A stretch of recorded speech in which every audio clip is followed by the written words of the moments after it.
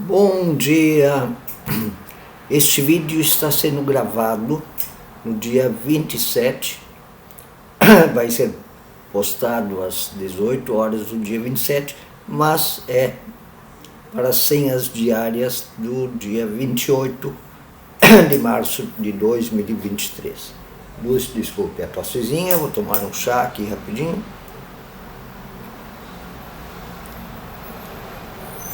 Então, senhas do dia 28 de março de 2023.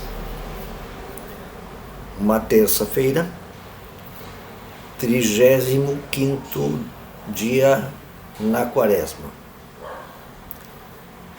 Restam 12 dias para a Páscoa. 11 dias para o início do Tríduo Pascal na sexta-feira da Paixão. O título para essas senhas que eu dou, para essa reflexão, é: a nossa fragilidade não impede o projeto de Deus. A nossa fragilidade do ser humano não impede o projeto de Deus. A quaresma como ensaio. Como ensaio inclusive dessa fé, dessa confiança de que não são as fragilidades humanas que vão impedir o reino de Deus de se realizar. O reino de Deus é uma promessa muito maior do que nós poderíamos, sendo Igreja de Cristo, atrapalhar. O que a gente pode não fazer é não ajudar a construí-lo. Isso sim, isto é uma traição ao que é a Igreja. O primeiro versículo para o dia de hoje vem do Salmo 103, versículo 14. Ele conhece a nossa estrutura e sabe que somos pó. Nós somos pó. Eu acho que é uma fragilidade enorme alguém achar que sobrevive. Isso é fragilidade, isso é insegurança. Insegurança de ter limites, de ser mortal.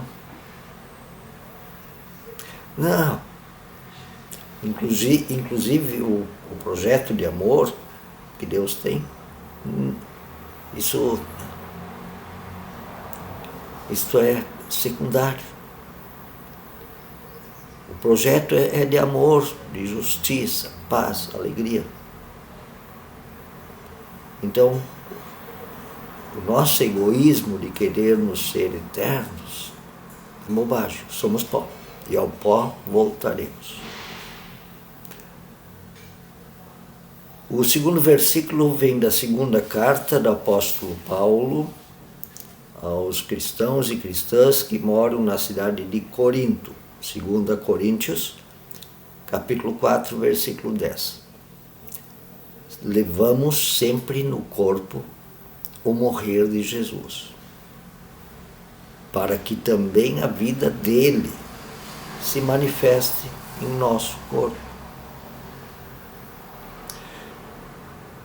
O que nós temos que carregar no corpo é este morrer de Jesus pelos pecados do ser humano, e neste morrer manifestar a vida que ele deseja, o perdão que ele deseja a todos os seres humanos. Vida plena e mundo de justiça, de paz, de amor, para que isto, em Jesus, se manifeste no nosso corpo. inclusive no corpo igreja. No corpo igreja. A igreja deve carregar também, como corpo de Cristo, em si esse morrer de Cristo na cruz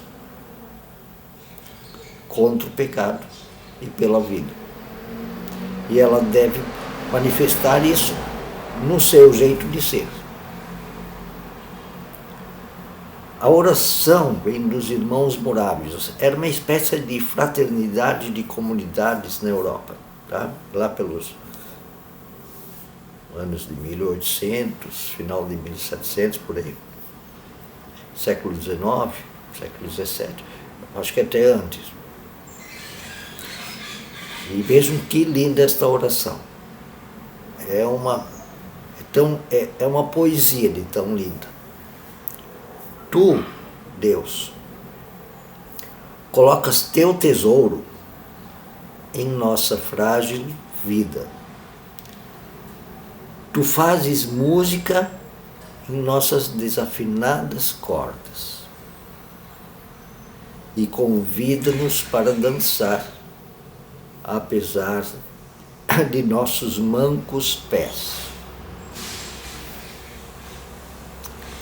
Lindíssimo. Vontade de decorar esta oração.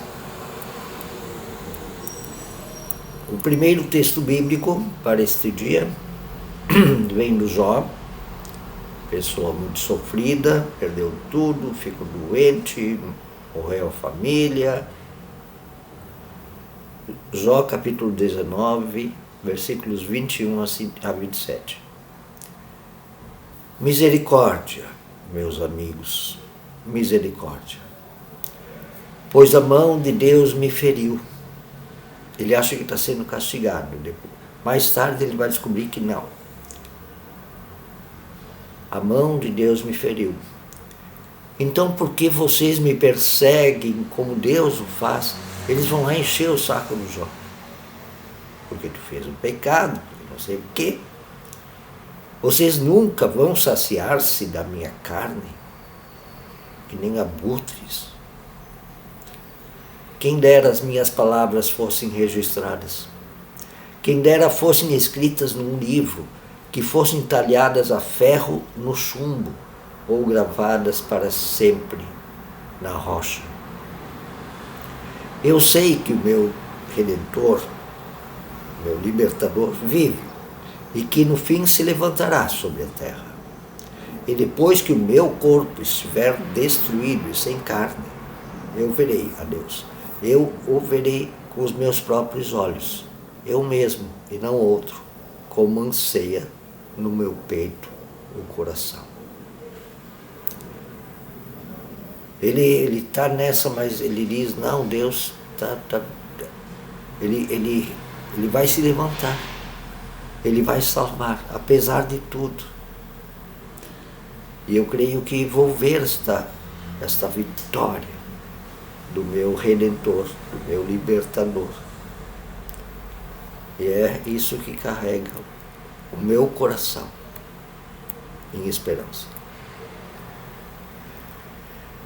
E o segundo texto é do Evangelho segundo Mateus, capítulo 26, de 17 até 30. 26, 17 a 30. Já é Jesus na ceia,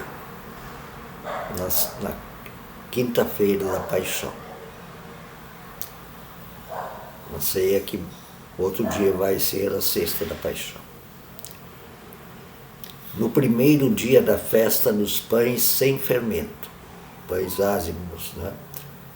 Os israelitas, quando fugiram do Egito, fizeram pão sem fermento para não precisar esperar crescer. E eles levaram aqueles pão meio, sei lá como é que fica. Ele não é duro, tá? Eu já comi pão ázimo, já. Então estavam preparando os pães, estavam com os pães prontos para a festa da Páscoa judaica. Os discípulos dirigiram-se a Jesus e lhe perguntaram: onde queres que preparemos a refeição da Páscoa? Ele respondeu, dizendo que entrassem na cidade e procurassem um certo homem e lhe dissessem: o mestre diz: o meu tempo está próximo. Vou celebrar a Páscoa com meus discípulos em sua casa. Ele pede uma casa emprestada. Os discípulos fizeram como Jesus os havia instruído e prepararam a Páscoa. Ao anoitecer, Jesus estava reclinado à mesa com os 12. Eles meio que se deitavam na mesa. A mesa era bem baixinha. Enquanto estavam comendo, ele disse: digo-lhes que certamente um de vocês me trairá. Eles ficaram muito tristes e começaram a dizer-lhe, um após o outro: com certeza não sou eu, Senhor. Afirmou Jesus: aquele que comeu comigo do mesmo prato há de me trair. O Filho do Homem vai, como está escrito, a seu respeito, vem me trair, como está escrito a seu respeito. Mas ai daquele que trai o Filho do Homem, melhor lhe seria nem ter nascido. Então Judas, que haveria de traí-lo, disse: com certeza não sou eu, mestre. Jesus afirmou: sim, é você. Sabe, se alguém acha que os textos mesmo do Evangelho são uma ata, que tinha alguém ali do lado da mesa anotando o que Jesus falava, o que acontecia, o que cada discípulo falava, não é assim. Este Evangelho de Mateus, este texto, talvez tenha sido escrito 40 anos depois da Sexta-feira da Paixão, da Quinta-feira da Paixão. 40 anos, lá pelo ano 70 depois de Cristo. E a paixão, a crucificação foi lá por 30 depois de Cristo. Então, foi escrito de memória. A comunidade contava essa história e um dia alguém resolveu anotar. É isso, ok? Não tem ata na Bíblia. Enquanto eles comiam, Jesus tomou o pão, deu graças. Imagine se Judas tivesse falado. Se Jesus tivesse falado para o Judas: sim, é você, era só os outros pular em cima do Judas, ele não poderia trair, né? Enquanto comiam, Jesus pegou o pão, deu graças, partiu e deu aos discípulos, dizendo: tomem e comam, isto é o meu corpo.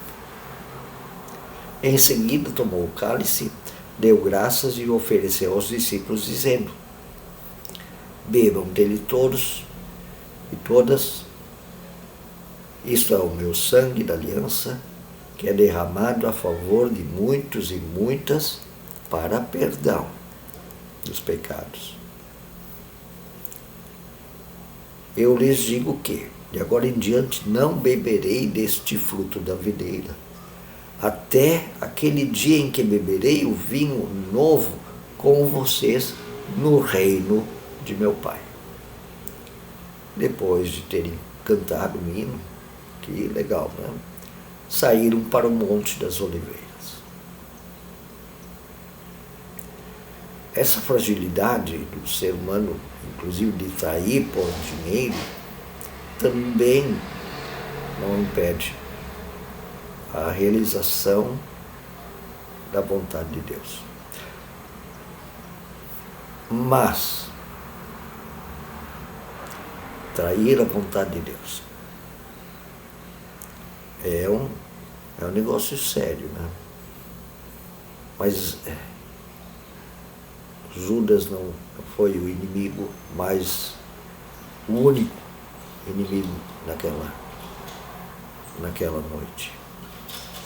Tinha inimigos bem mais poderosos na elite judaica querendo matar Jesus.